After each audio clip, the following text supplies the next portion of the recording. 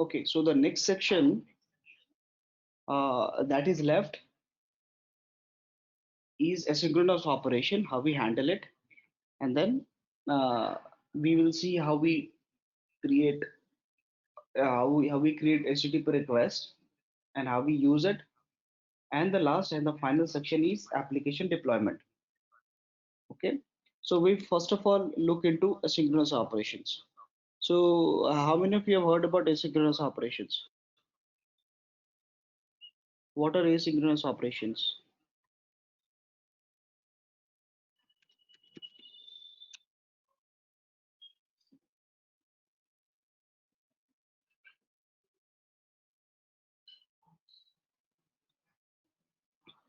Okay, so I'll explain a little. Okay, so let's say I'll talk specific in JavaScript. So let's say you have a statement, you are writing a code, you have a statement one, then you have a statement two, then we have a statement three. Okay, so these are the three statements we have while we are writing a JavaScript code. Now, what is the way in what manner it will execute? So it will first of all execute statement one, then statement two, and then statement three, right? But what happens if this statement two in any in because of any reason, let's say if it takes some time, 4 seconds of time, then what will happen? So what will be the sequence of execution now? Now the sequence of execution will be a little different. Okay, what will be that? So statement one will be executed, statement three will be executed, and then statement two will be executed. Why? Because statement three is not going to wait for statement two to be completed. I'll show you a simple example. So let me comment this out. Let's create a variable where a is equals to,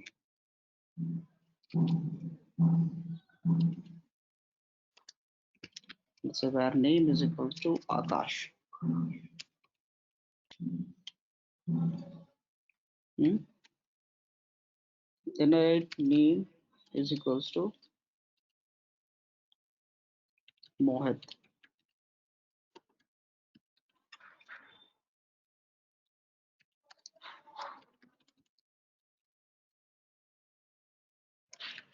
So what should be the expected result in alert now?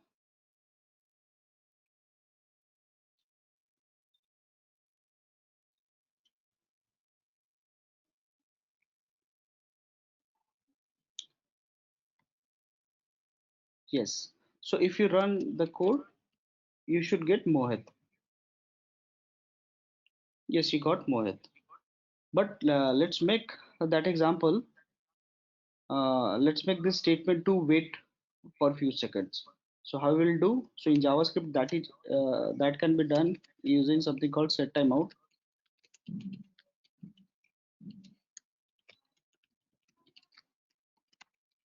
So for example, let's assign this variable after 1 second.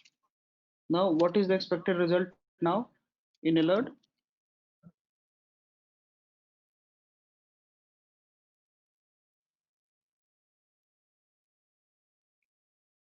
Yes, now it will be Akash,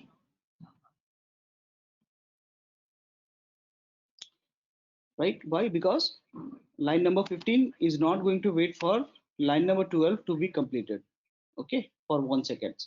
And in programming, this 1 second is also a large number. So this is known as asynchronous operation. Asynchronous operation, in simple terms, you can say operation which takes a little bit time. Okay, so in JavaScript, we need to handle these kind of operations.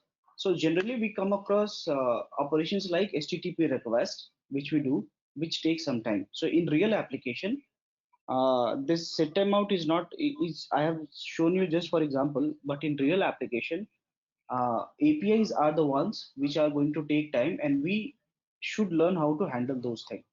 Okay, So for handling asynchronous operation, so why should we handle operations, asynchronous operation? So let's say, for example, if let me comment this out again. If I uncomment it, hmm. So we again have statement one, statement two, statement three. Let's say, for example, statement two is taking 4 seconds of time, but this statement two is also bringing some of the data from outside, which is important and should be used in statement three. Understood? So we need to wait for statement two then. So how we need to wait for it? So this is the way, and like that is the reason we need to do some operation so that whenever statement 2 is successful, then only we are going to execute statement 3. Okay, so if you require that kind of thing, then then we need to handle the asynchronous operation or the operations which are taking time. So for handling these kind of operations, what we use something called promises. Okay, so how many of you have heard about promises?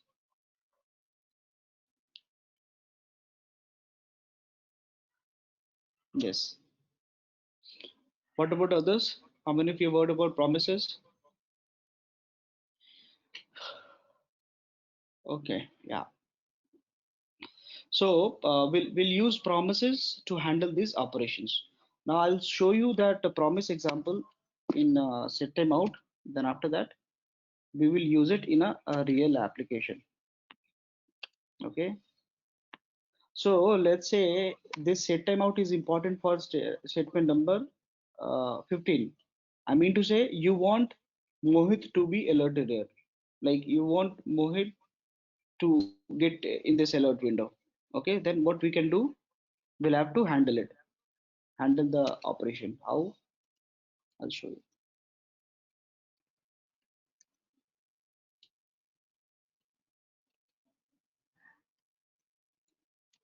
So let's do one thing. Let's create a function.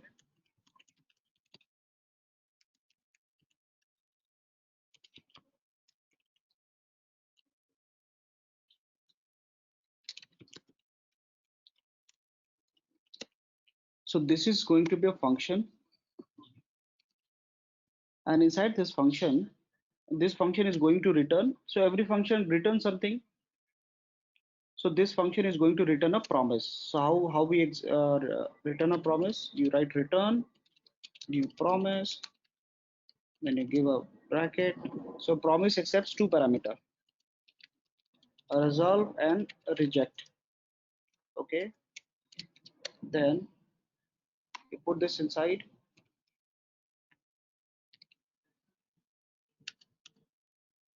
Okay, so this is the function. Now, after 1 second, when name is equals to Mohit, you want to resolve the promise. Okay, you want to return back. So you will say resolve. So even you can even return resolve blank, it's okay. But let's say we just want to return the name. Okay, so we have resolved it. Okay, now there is one more thing. If you have some error or something like that, then you can do something called reject. So you have two parameters, resolve and reject. So I'll first of all show you the example of resolve, then we'll go to a simple example where we can see reject. So this way, this function is going to return a name after 1 second. Okay. So how we handle it? So we copy, then yeah, right here. So how we call a JavaScript function? You simply call like this, but as this function is returning a promise, we need to write it in a different way. So we'll write a chain, then we'll write response. So inside this response, we'll get whatever we have resolved. So we have resolved name, so we'll get name inside response. So cut it and paste it here. Instead of name, you can directly write response. Okay. So what is the expected result now? It should give you Mohit.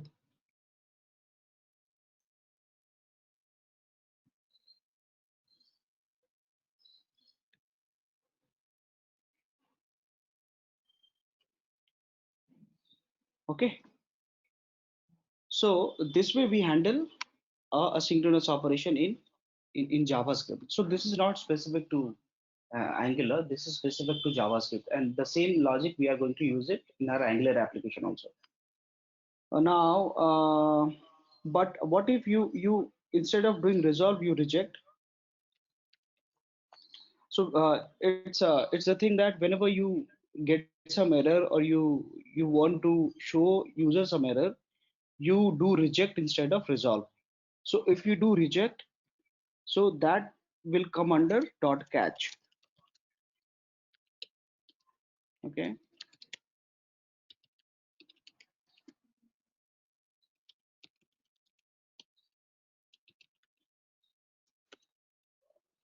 just to show you the difference.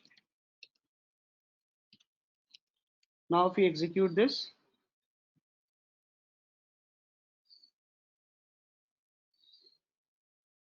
you see error. Why? Because this time instead of resolving we have rejected it. Okay, and that whenever you reject it will go under catch. So purpose of reject is if you want to show the user some error or if you have faced any error, you should reject instead of resolve. Okay, here just what to say. Intentionally I have given a reject, but in a real application you should only reject when there is some error or you want to show some error to the user, and that will come under catch. I think this thing is clear to you. Any questions?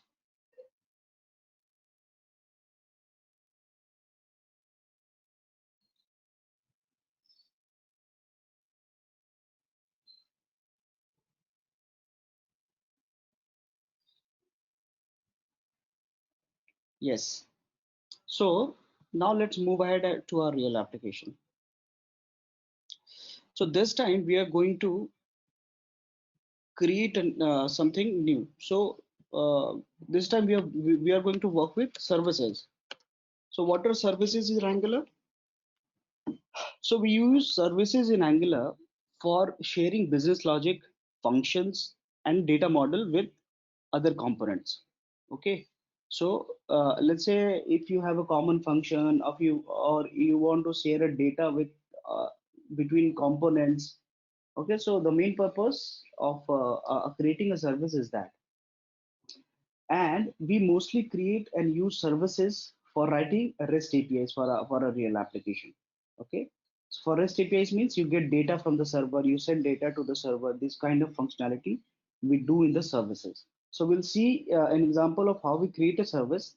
Then inside that service, how we create a simple GET request from a third-party API. Okay, and how we use the data inside our application. So to create a service, we are going to write sorry, ngg service, and you'll write, let's say, the name of the service is HTTP service. You press enter.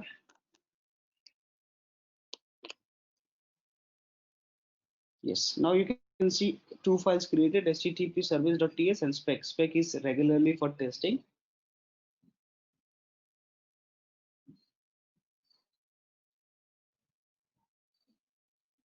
Okay, so this is the file. Now this also looks similar. The only difference is that you have a different decorator here. So you have @injectable. Okay, so whenever you create any service, you should have this @injectable so that you can inject this class or you can inject this file into your component. Okay, and provided it means it is for root. This is very simple. Now we are going to use a third party service called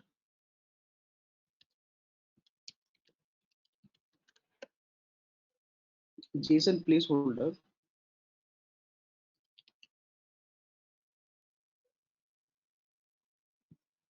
for using a fake REST API. So this is a fake REST API that we are going to use. So if you copy it and then paste it here, you'll see a fake data. Okay, so we're going to use this data. So first of all, I'll write a function. Let's say get users detail And this function is going to return a promise. So we'll write return new promise. Similarly, we'll have two parameters, resolve and reject.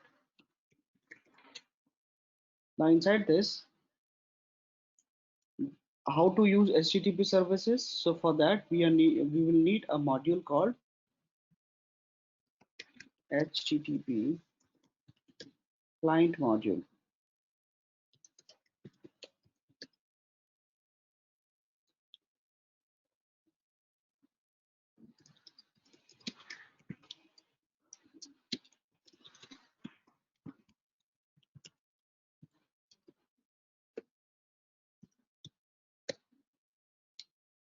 Okay, so we need HTTP client module. So now if you use so to use HTTP services, we need to use this module, HTTP client module. So we have imported it inside app module TS. Now let's move to our service file. We'll have to create an instance of that HTTP module. So we'll write public HTTP colon, right? HTTP client from Angular common HTTP. Okay. So yes, we can declare a variable inside a constructor. Okay, like this.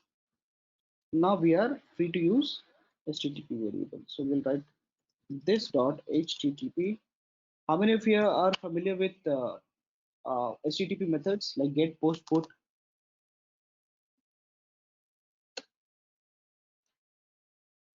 Yes. So you can have multiple HTTP methods here. So we'll simply use a get request. Oh, sorry.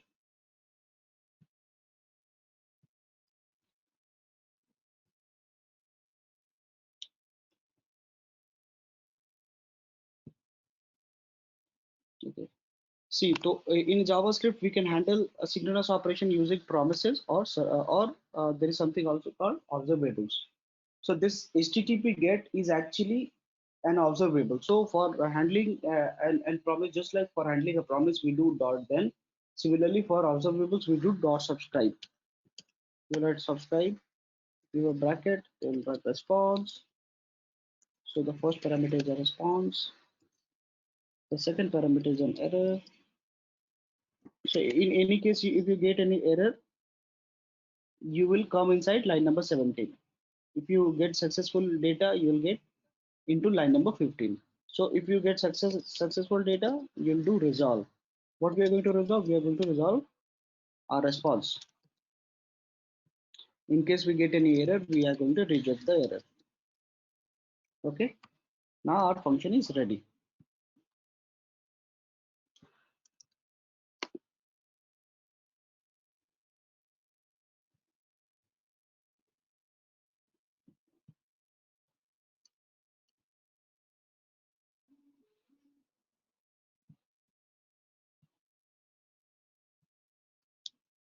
Yes, our function is ready now.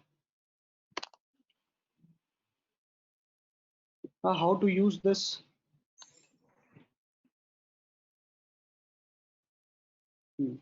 So how to use this inside a component?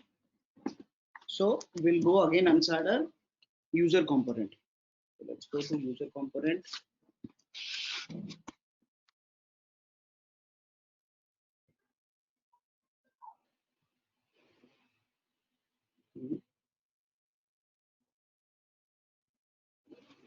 Yeah, inside ng on init, or let's say we do it inside constructor only. So how to use it? First of all, we need to inject that service file. So we'll write public service HTTP HTTP service, the HTTP service that we have created. Now,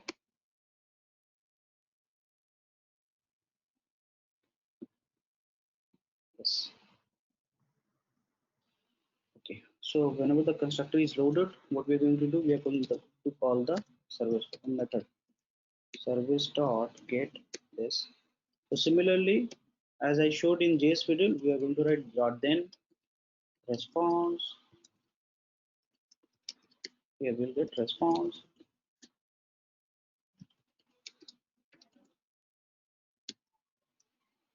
Okay, so this is a response, and if we get any error, we'll do catch.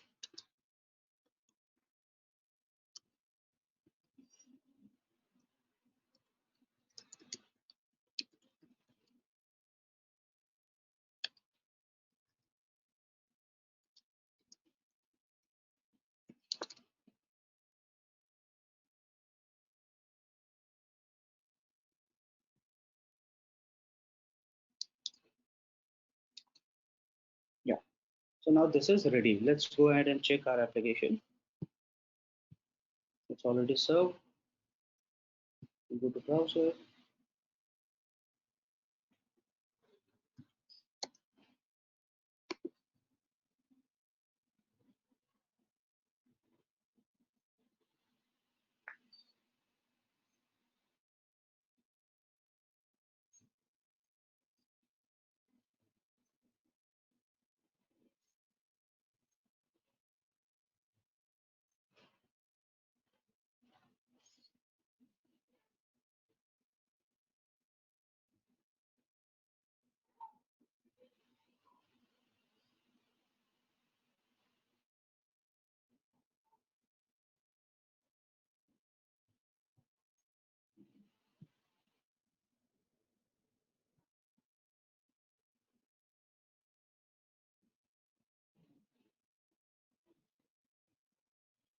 Okay, this is the application we are running.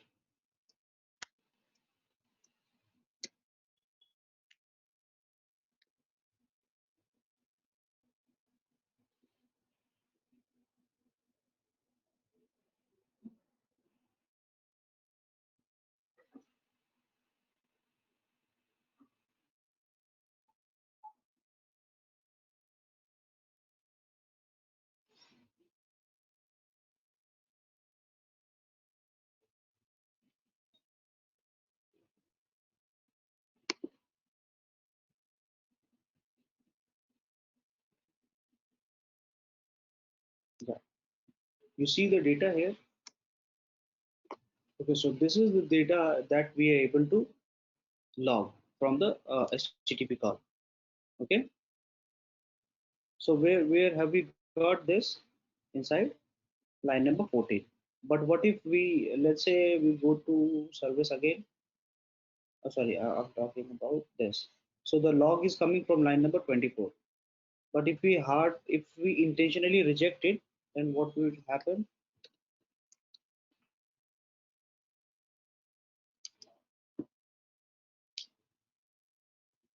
You see, this time you're getting the data, but inside a error window, like error log. Okay. So this is the importance of using reject and resolve. So we have done this. Let's go to component. Sorry. Okay. Now, as we have got the data, we want to show it in the template. What we'll do, we'll assign a variable. So let's say we are assigning a variable user details. This can be of any type. So when we have got the response, what we are going to do is that we'll write this dot user details is equals to response. So now we have our response data inside this variable member function parameter. Now how we are going to use it in the template? We'll open the template and let me comment this out. And here we are going to write, let's say you are going to have h3. Let's make it bigger, h2. You'll write the id is, and you'll write user details dot id, and the title is user details dot title. Okay, open.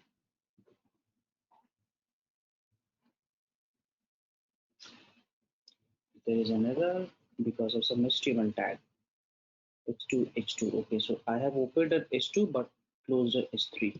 That is the public. Let's see here.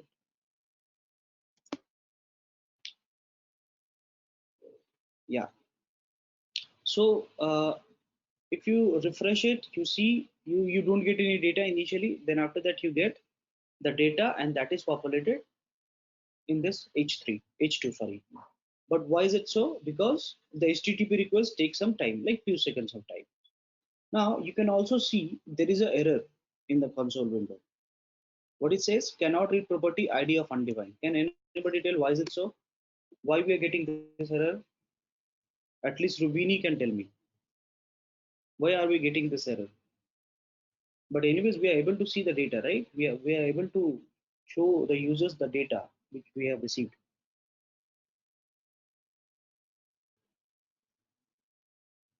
No, no. Now we have changed it. We have not rejected.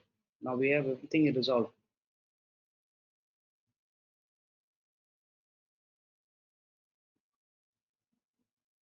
Okay, I'll tell you. Anybody else wants to have a guess?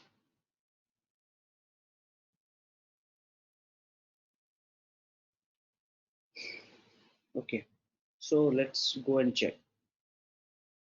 So see, whenever you try to debug anything, not just in Angular, in anywhere, you should try to understand the lines what it means. So it says cannot read property ID of undefined. It means what? There is a property we are using ID of something which Angular is saying that thing is undefined. So where we are using ID of anything here, you can see user details dot id. So it's saying cannot read property ID of undefined. Means what? User details is undefined. Angular is saying okay, user details is undefined. But why is it so? Why the details is undefined? We have of course declared it, but we have not initialized any data. So this data is only initialized when there is the response, right? But initially when the template loads, if you can clearly observe, when the template loads before we get the data, this template is executed, uh, and at that point of time we don't have any user detail, and for that reason it says ID of undefined or title of undefined. So actually it got ID of undefined, then it came back. Otherwise, it would have also told you title of undefined. Is it clear why we are getting this error?